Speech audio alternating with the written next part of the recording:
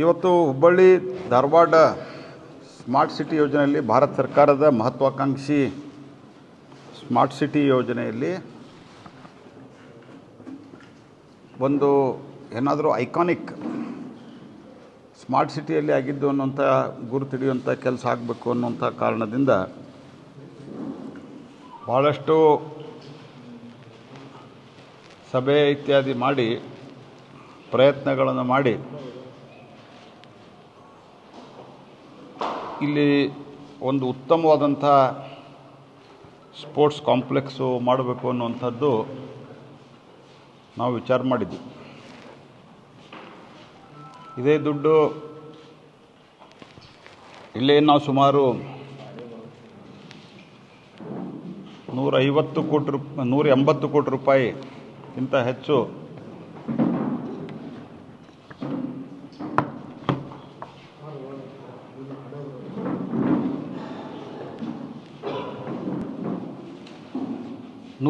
ಕೋಟಿ ರೂಪಾಯಿಗಿಂತ ಹೆಚ್ಚು ದುಡ್ಡು ಇಲ್ಲಿ ಇನ್ವೆಸ್ಟ್ಮೆಂಟ್ ಮಾಡಿ ಇಲ್ಲಿ ಮಾಡಿದ್ದೀವಿ. ಇದರ ಮೊದಲು ಇಲ್ಲಿರುವ ಆ ಸಂದರ್ಭದಲ್ಲಿದ್ದಂಥ ನಮ್ಮ ಮಾಧ್ಯಮದ ಮಿತ್ರರಿಗೆ ಗೊತ್ತಿರಬಹುದು, ಇದು ಸಹಿತ ಒಂದಿಷ್ಟು ರೋಡು ಮತ್ತು ಆ ಹೊಸೂರದಲ್ಲಿನ ಕಾಂಪ್ಲೆಕ್ಸ್ ಕಟ್ಟಿ ಬಾಡಿಗೆ ಕೊಡ್ತೀವಿ ಅಂತ ಹೊರಟಿದ್ದರು. 16ನೇ ಇಸ್ವಿಯಲ್ಲಿ ಸ್ಮಾರ್ಟ್ ಸಿಟಿ 2016ದಲ್ಲಿ ಮೋದಿಯವರ ಮೊದಲನೇ ಅವಧಿಯಲ್ಲಿ ಸ್ಮಾರ್ಟ್ ಸಿಟಿ ಕಾರ್ಯಕ್ರಮ ಶುರುವಾಯಿತು. ಆವಾಗ ಕರ್ನಾಟಕದಲ್ಲಿ ನಾವು ಸರ್ಕಾರದಲ್ಲಿ ಇರಲಿಲ್ಲ. ರಾಜ್ಯ ಸರ್ಕಾರದ ಅವತ್ತಿನ ತೀರ್ಮಾನದಂತೆ ಒಂದಿಷ್ಟು ರಸ್ತೆಗಳು ಮತ್ತು ಸುಮಾರು ಒಂದು 100 ಕೋಟಿ ರೂಪಾಯಿಗಿಂತ ಹೆಚ್ಚು ಕಾಂಪ್ಲೆಕ್ಸ್ ಕಟ್ಟೋರಿದ್ದರು. ನಾನು ಹೇಳಿದ ಇದ್ದ ಕಾಂಪ್ಲೆಕ್ಸ್ ಆನಂತರ 19ರಲ್ಲಿ ನಾನು ಮಂತ್ರಿ ಆದ ನಂತರ ಸಮಗ್ರವಾದಂಥ ಸಭೆ ತೆಗೆದುಕೊಂಡು ಸ್ಮಾರ್ಟ್ ಸಿಟಿ MD ಮತ್ತು ಸ್ಮಾರ್ಟ್ ಸಿಟಿಗೆ ಯಾರು ಅವತ್ತಿನ ಸಂದರ್ಭದಲ್ಲಿ ಇನ್ಚಾರ್ಜ್ ಸೆಕ್ರೆಟರಿ ಎಲ್ಲ ಇದ್ದರು ಅವರೆಲ್ಲರನ್ನೂ ಅನೇಕ ಬಾರಿ ಸಭೆ ಕರೆದು ಕೊನೆಗೆ ಆ ಕಮರ್ಷಿಯಲ್ ಕಾಂಪ್ಲೆಕ್ಸದ ಒಂದು ಯೋಜನೆಯನ್ನು ರದ್ದುಪಡಿಸಿ ಆನಂತರ ಇಲ್ಲಿ ಒಂದು ಸಂಪೂರ್ಣವಾದಂಥ ಬಹು ಉಪಯೋಗಿ ಸ್ಪೋರ್ಟ್ಸ್ ಕಾಂಪ್ಲೆಕ್ಸನ್ನು ಮಾಡಬೇಕಂತ ತೀರ್ಮಾನ ಮಾಡಿದ್ವಿ. ಇವತ್ತು ಕೆಲಸ ಮುಗಿಯುವ ಹಂತದಲ್ಲಿ ಬಂದಿರುವಂಥದ್ದಕ್ಕೆ ಭಾಳ ತೆಗೆದುಕೊಂಡಂಥ ನಿರ್ಣಯ ಭಾಳ ಒಳ್ಳೆಯದಿತ್ತು, ಸಮಾಧಾನಕರವಾಗಿದೆ ಮತ್ತು ಅಷ್ಟೇ ಅಭಿಮಾನ ಕೂಡ ಮೂಡ್ತದೆ. ಯಾಕಂದರೆ ಇಲ್ಲಿ ಎಲ್ಲ ರೀತಿಯ ಆ ಸಂದರ್ಭದಲ್ಲಿ ಅನೇಕರು ವಿಶೇಷವಾಗಿ ಸ್ಮಾರ್ಟ್ ಸಿಟಿ ನೋಡ್ತಾ ಇದ್ದಂಥ ಉನ್ನತ ಮಟ್ಟದ ಬೆಂಗಳೂರಿನಲ್ಲಿ ಕೂತಂಥ ಅಧಿಕಾರಿಗಳು ಇದಕ್ಕೆ ಸಾಕಷ್ಟು ವಿರೋಧವನ್ನು ಮಾಡಿದರು. ಆದರೆ ನಾನು ಸಭೆ ತೆಗೆದುಕೊಂಡು ಭಾಳ ಕಟ್ಟುನಿಟ್ಟಾಗಿ ನಮ್ಮ ಇಲ್ಲಿನ ಸ್ಥಳೀಯ ಅಧಿಕಾರಿಗಳನ್ನು ತೆಗೆದುಕೊಂಡು ಮಾಡಿದರು. ಅದಾದ ನಂತರ ಜಾಗ ಐಡೆಂಟಿಫೈ ಮಾಡುವಂಥ ಪ್ರಸಂಗ ಬಂತು. ಇಲ್ಲಿ ಒಂದು ಓಪನ್ ಲ್ಯಾಂಡ್ ಇತ್ತು, ಅರವಿಂದ್ ಬೆಲ್ಲದವರು ಆ ಲ್ಯಾಂಡನ್ನು ಐಡೆಂಟಿಫೈ ಮಾಡಿ ಇಲ್ಲಿ ಮಾಡಿದರೆ ಸಿಟಿಗೆ ಸಮೀಪ, ಯಾಕಂದ್ರೆ ಭಾಳ ಸಿಟಿಯಿಂದ ದೂರ ಇದ್ದರೂ ಕೂಡ ಜನ ಬರಲ್ಲ ಅಂತ ಮಾಡಿ ನಾನು ಅವ್ರಿಗೆ ಅವತ್ತು ಹೇಳಿದೆ, ದುಡ್ಡು ನಾನು ಕೊಡಿಸ್ತೀನಿ, ಅಪ್ರೂವಲ್ಲು ನಾನು ಮಾಡಿಸ್ತೀನಿ, ಎಲ್ಲ ಕಡೆಯಿಂದ ಸರಿಯಾಗಿ ಮಾತುಕತೆ ಮಾಡಿ ಬೇರೆ ಬೇರೆ ಫೆಡರೇಷನ್ದವ್ರನ್ನೆಲ್ಲ ಕರ್ಕೊಂಬಂದು ಸ್ಮಾರ್ಟ್ ಸಿಟಿಯವ್ರ ಜೊತೆ ಕೋಆರ್ಡಿನೇಟ್ ಮಾಡಿಕೊಂಡು ಇದನ್ನು ಸರಿಯಾದ ರೀತಿಯಲ್ಲಿ ಕಟ್ಟಡ ಆಗಬೇಕು ಅಂತ ಹೇಳಿದ್ದೆ. ಇವತ್ತು ಇಲ್ಲೇ ಫುಟ್ಬಾಲ್ ಆಗಿದೆ, ವಾಲಿಬಾಲ್ ಆಗಿದೆ, ಥ್ರೋಬಾಲ್ ಆಗಿದೆ, ಸ್ಕ್ವಾಷ್ ಆಗಿದೆ, ಆನಂತರ ಕಬಡ್ಡಿದಾಗಿದೆ, ಯೋಗ ಹಾಲ್ ಇದೆ, ಆನಂತರ ಖೋಖೋ ಇದೆ, ಟೆನ್ನಿಸ್ ಇದೆ, ಟೇಬಲ್ ಟೆನ್ನಿಸ್ ಇದೆ, ಶೂಟಿಂಗ್ ಇದೆ ಮತ್ತು ಸ್ವಿಮ್ಮಿಂಗ್ ಪೂಲ್ ಹೇಳಿದೆ, ಸ್ವಿಮ್ಮಿಂಗ್ ಪೂಲ್ ಇದೆ. ಹೀಗೆ ಇನ್ನೂ ಹಲವಾರು ಕ್ರೀಡೆಗಳದ್ದು ಇಲ್ಲಿದ್ದಾವೆ. ಆ ಎಲ್ಲ ಫೆಡರೇಷನ್ದವ್ರನ್ನೂ ಇಲ್ಲಿ ಕರ್ಕೊಂಬಂದು ಅವರಿಗೆ ಏನು ಅಗತ್ಯ ಇದೆ, ಇಂಟರ್ನ್ಯಾಷನಲ್ ಲೆವೆಲ್ ತಕ್ಕಂತೆ ಏನು ಅಗತ್ಯ ಇದೆ ಅದನ್ನು ಮಾಡಿಸಿದ್ವಿ. ಒಂದು ಇಲ್ಲಿ ಒಂದು ಆಡಿಟೋರಿಯಂ ಕೂಡ ಮಾಡಿಸಿದ್ದೀವಿ ನಾವು. ಹಾಗಾಗಿ ಓವರಾಲ್ ಇಲ್ಲಿ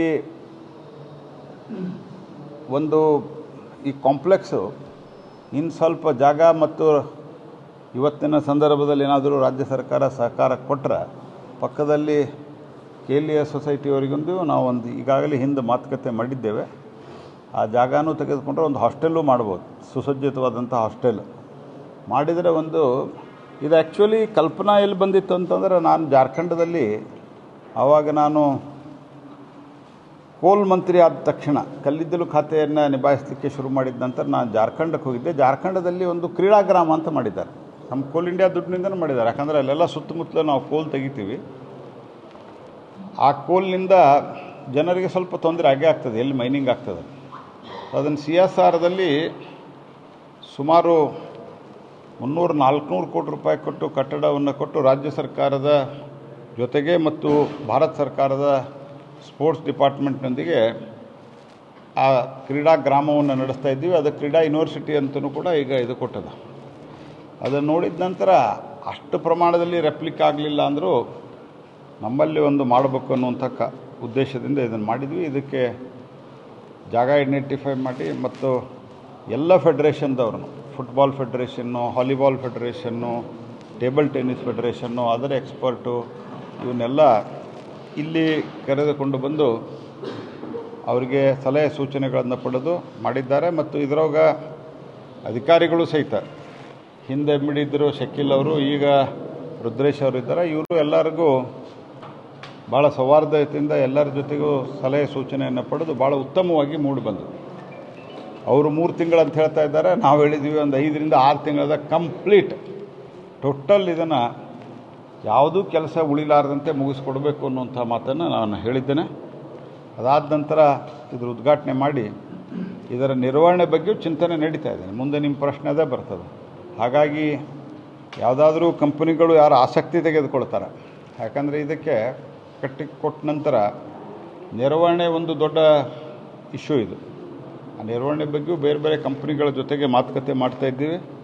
ಮಿನಿಮಮ್ ಫೀಸು ಮತ್ತು ನಾನ್ ಅಫೋರ್ಡೆಬಲ್ ಇದ್ದವರಿಗೆ ಅವರು ನ್ಯಾಷನಲ್ ಇಂಟರ್ನ್ಯಾಷನಲ್ ಲೆವೆಲ್ ಮಟ್ಟಕ್ಕೆ ಹೋಗೋದಿದ್ದರೆ ಅವರಿಗೆ ವಿಶೇಷ ರಿಯಾಯಿತಿ ಕೊಟ್ಟು, ಉಳಿದವರಿಗೆ ಯಾರು ಹಾಬಿ ಅಂತ ಆಡ್ತಾರೆ ಅವರಿಗೆ ಚಾರ್ಜ್ ಮಾಡಿ, ಉಳಿದ ಏನು ಗ್ಯಾಪ್ ಫಂಡಿಂಗ್ ಇರ್ತದೆ ಆ ಗ್ಯಾಪ್ ಫಂಡಿಂಗು ಯಾವುದಾದ್ರು ಕಂಪ್ನಿಯವ್ರು ಮಾಡ್ಬೋದಾ, ಇದು ಚರ್ಚೆಯನ್ನು ನಾವು ಮಾಡ್ತಾಯಿದ್ವಿ.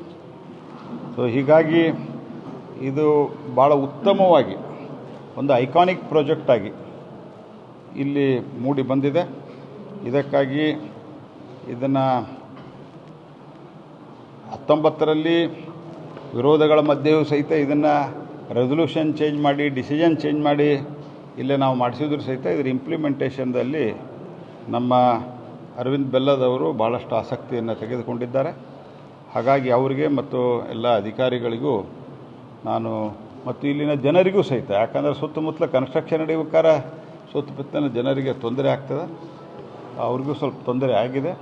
ಅವರಲ್ಲಿ ಕ್ಷಮೆ ಕೇಳ್ತಾ ಇವರೆಲ್ಲರಿಗೂ ಅಭಿನಂದನೆ ಸಲ್ಲಿಸಿ ಒಂದು 5-6 ತಿಂಗಳದ ಅವಧಿಯಲ್ಲಿ ಇದನ್ನು ಭಾಳ ಉತ್ತಮವಾಗಿ ಉದ್ಘಾಟನೆ ಮಾಡಿ, ಹುಬ್ಬಳ್ಳಿ ಧಾರವಾಡದಿಂದನೂ ಸಹಿತ ಈಗೇನು ಇತ್ತೀಚೆಗೆ ಭಾರತ ಸರ್ಕಾರ ಸ್ಪೋರ್ಟ್ಸಿಗೆ ಸಂಬಂಧಿಸಿದಂತೆ ಭಾಳ ದೊಡ್ಡ ರೀತಿಯಲ್ಲಿ ಪ್ರೋತ್ಸಾಹವನ್ನು ಕೊಡ್ತಾ ಇದೆ. ಸ್ಪೋರ್ಟ್ಸು ಬಜೆಟ್ಟು ನಾವು ಜಾಸ್ತಿ ಮಾಡಿದ್ದೇವೆ. ಅದರ ಜೊತೆಗೆ ಸ್ಪೋರ್ಟ್ಸ್ದಲ್ಲಿ ಯಾರು ಕ್ರೀಡಾಪಟುಗಳು ಅಂತಾರಾಷ್ಟ್ರೀಯ ಸ್ಪರ್ಧೆಗಳಲ್ಲಿ ಭಾಗವಹಿಸ್ಲಿಕ್ಕೆ ಹೋಗ್ತಾರೆ, ಅವ್ರ ಜೊತೆಗೆ ಪ್ರತಿಷ್ಠಿತ ಅಂತಾರಾಷ್ಟ್ರೀಯ ಸ್ಪರ್ಧೆಗಳಲ್ಲಿ ಭಾಗವಹಿಸೋರಿಗೆ ಪ್ರಧಾನಮಂತ್ರಿಗಳು ಸ್ವತಃ ಕರೆದು ಮಾತನಾಡುವಂಥದ್ದು, ಅವರಿಗೆ ಟ್ರೈನಿಂಗಕ್ಕೆ ವಿಶೇಷವಾದಂಥ ಒಂದು ವ್ಯವಸ್ಥೆಯನ್ನು ಮಾಡುವಂಥದ್ದು, ಇವೆಲ್ಲ ಸಂಗತಿಯನ್ನು ಭಾಳ ಕೂಲಂಕುಷವಾಗಿ ಸ್ವತಃ ಪ್ರಧಾನಮಂತ್ರಿಗಳು ಗಮನಿಸ್ತಾ ಇದ್ದಾರೆ. ಯಾಕಂದರೆ ಒಂದು ಈ ಕ್ರೀಡಾ ಜಗತ್ತೇನಿದೆ, ಖೇಲ್ ಜಗತ್ತು ಅಂತ ಹಿಂದಿಯೊಳಗೆ ಹೇಳ್ತಾರೆ, ಇದು ಎಂಟೈರ್ಲಿ ಡಿಫರೆಂಟ್ ಇದೆ. ಇದರಲ್ಲಿ ಒಂದು ಪ್ರತಿಭೆಗೆ ಅವಕಾಶವೂ ಇದೆ, ಅದರ ಪ್ರಮಾಣದಲ್ಲಿ ಅಷ್ಟೇ ಪ್ರಮಾಣದಲ್ಲಿ ದುಡ್ಡೂ ಇದೆ. ಹೀಗಾಗಿ ನಮ್ಮ ಪ್ರತಿಭೆಗಳು ಯಾರು, ಯಾಕಂದರೆ ಈಗ ಇತ್ತೀಚೆಗೆ ಭಾಳಷ್ಟು ಜನ ನಾವು ನಮ್ಮ ದೇಶದಲ್ಲಿ ನಮ್ಮ ಸಮಾಜದಲ್ಲಿ ಪೇರೆಂಟ್ಸು ಭಾಳಷ್ಟು ಜನ ಮಾರ್ಕ್ಸ್ವಾದಿಗಳಾಗ್ತಾಯಿದ್ದೀವಿ ನಾವು. ಮಾರ್ಕ್ಸ್ವಾದಿ ಅಂತಂದರೆ ಲೆನಿನ್ನು ಮಾರ್ಕ್ಸು ಆ ಮಾರ್ಕ್ಸ್ ಅಲ್ಲ, ಮಾರ್ಕ್ ಜಾಸ್ತಿ ತೊಗೊಳ್ಳುವಂಥ ವಾದಿಗಳು ಮಾರ್ಕ್ಸ್ವಾದಿಗಳಾಗ್ತಾಯಿದ್ವಿ. ಇಂಥ ಸಂದರ್ಭದಲ್ಲಿ ನಮ್ಮ ಮಕ್ಕಳಿಗೂ ಪ್ರೋತ್ಸಾಹ ಕೊಡಬೇಕು, ನಮ್ಮಲ್ಲಿಂದನೂ ನ್ಯಾಷನಲ್ ಇಂಟರ್ನ್ಯಾಷನಲ್ಗೆ ಹೆಚ್ಚು ಜನ ಹೋಗ್ಬೇಕು ಅನ್ನೋಂಥ ಕಾರಣಕ್ಕಾಗಿ ಮಾಡಿದ್ದೇವೆ. ಇದನ್ನು ಮುಂದೆ ಮೇಂಟೆನೆನ್ಸ್ ಬಗ್ಗೆ ನಾವು ಗಮನ ಹರಿಸ್ತೇವೆ. ಆಟ್ ಪ್ರೆಸೆಂಟ್ ನಾನ್ ರೆಸಿಡೆನ್ಷಿಯಲ್ ಇದೆ. Will try to make it residential in due course. ಅಲ್ಲ, ಅದಕ್ಕೆ ಈಗ ಸದ್ಯಕ್ಕೆ ಇಷ್ಟಿದೆ. ಈಗ ಮುಂದಿನ ದಿವಸದಲ್ಲಿ ಇನ್ನೂ ಇದಕ್ಕೆ ಡೇಸ್ ಟು ಕಮ್ ಇದರ ರಿಸ್ಪಾನ್ಸು, ಇದರ ಮೇಂಟೈನ್ಮೆಂಟ್ ನೋಡ್ರಿ. ಟೈರ್ 2 ಸಿಟಿಯಲ್ಲಿ ದೊಡ್ಡ ಕಂಪ್ನಿಯವ್ರು ಬಂದು ಮೇಂಟೈನ್ ಮಾಡಬೇಕು. That's also important thing. ಅದಾದ ನಂತರ ರಾಜ್ಯ ಸರ್ಕಾರ ನಮಗೆ ಸ್ವಲ್ಪ ಕೈ ಹಿಡಿದ್ರೆ ಇನ್ನೊಂದು 50-60 ಕೋಟಿ ರೂಪಾಯಿ ಬೇಕಾಗತ್ತೆ ನಮಗೆ. ಹಾಸ್ಟೆಲ್ಲು ಮತ್ತು ಇಲ್ಲೇ ಟ್ರೈನಿಂಗು, ಟ್ರೈನರ್ಸು ಎಲ್ಲ, ಮತ್ತು ರಿಕರಿಂಗ್ ಎಕ್ಸ್ಪೆನ್ಸು. ಇದಕ್ಕೆ ರಾಜ್ಯ ಸರ್ಕಾರ ಕೋಆಪರೇಷನ್ ಮಾಡಿದರೆ ನಾವು ಮಾಡ್ಬೋದು. ರಾಜ್ಯ ಸರ್ಕಾರಕ್ಕೂ ನಾನು ಇಲ್ಲಿನ ನಮ್ಮ ಇಬ್ಬರು MLA ಅವ್ರಿಗೂ ಹೇಳಿದ್ದೇನೆ.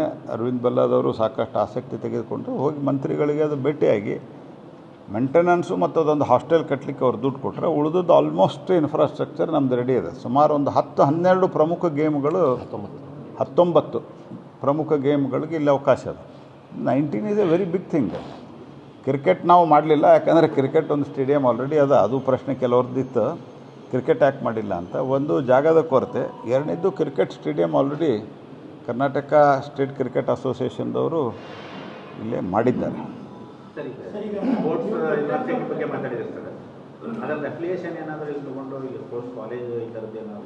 ಅಲ್ಲ, ಈಗ ಸದ್ಯಕ್ಕೆ ನಾವು ಇಷ್ಟು ಮಾಡಿದ್ದೇವೆ. ಅದಾದ ನಂತರ ಹಾಸ್ಟೆಲ್ಲು, ಟ್ರೈನಿಂಗ್ ಕೊಡೋರೆಲ್ಲ ಬಂದ ನಂತರ ಹಂತವಾಗಿ ವಿಚಾರ ಮಾಡ್ತೇವೆ. ನಮ್ಮ ಕಲ್ಪನೆ ಇರೋದು ದೊಡ್ಡದಿದೆ. ಬಟ್ ಇದಕ್ಕೆ ಇದರಲ್ಲಿ ಖೇಲೋ ಇಂಡಿಯಾದ್ದು ಅಪಾರ್ಟ್ ಫ್ರಮ್ ದ್ಯಾಟ್, ಖೇಲೋ ಇಂಡಿಯಾದ್ದು ಒಂದು 8 ಕೋಟಿ ರೂಪಾಯಿ ಇದೆ. 11 ಕೋಟಿ ರೂಪಾಯಿ ಸ್ಯಾಂಕ್ಷನ್ ಆಗಿತ್ತು. ಆಯಾ ಸಂದರ್ಭದಲ್ಲಿ ಈ ಸರ್ಕಾರ ಆ ಸರ್ಕಾರ ಅಂತ ಹೇಳ್ತಾ ಇಲ್ಲ ನಾನು. ಆಯಾ ಸಂದರ್ಭದಲ್ಲಿ ಆಯಾ ರಾಜ್ಯ ಸರ್ಕಾರಗಳು ಅದನ್ನು ಕೆಲಸ ಶುರು ಮಾಡಿ ಉಪಯೋಗ ಮಾಡದೇ ಇದ್ದಿದ್ದರಿಂದ ಆ 11 ಕೋಟಿಯೊಳಗೆ 8 ಕೋಟಿ ಮಾತ್ರ ರಿಲೀಸ್ ಆಗಿದೆ. ಇನ್ನು 3 ಕೋಟಿ ಈಗ ಯುಟಿಲೈಸೇಷನ್ ಸರ್ಟಿಫಿಕೇಟ್ ಕೊಟ್ಟ ನಂತರ ಅದೊಂದು 3 ಕೋಟಿ ಬರುವಂಥ ಸಾಧ್ಯತೆ ಇದೆ.